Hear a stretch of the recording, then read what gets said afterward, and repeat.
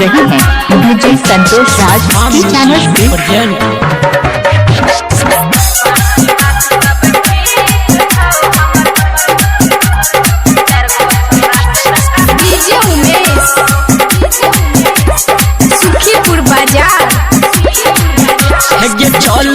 छोड़िया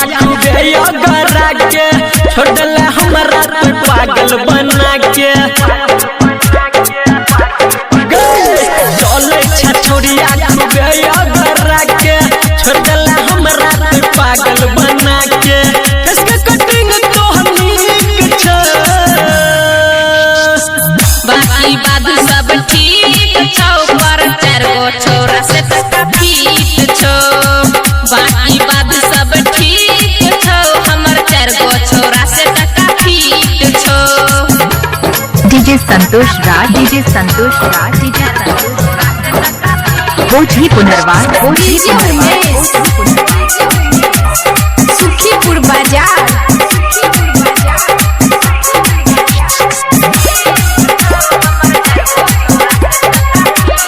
सुन के बात पर गल मुश्किल में कई गो सीट बाकी छोया दिल में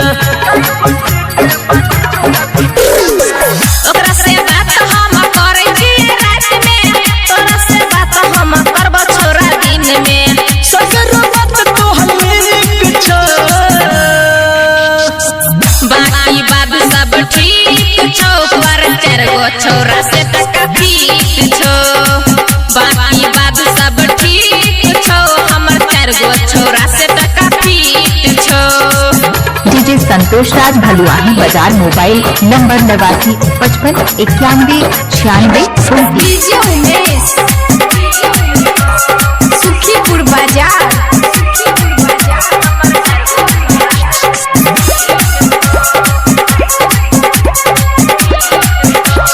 छोड़िया सुधर जो तू हाले जगत कपा के कर बनबे घर वाले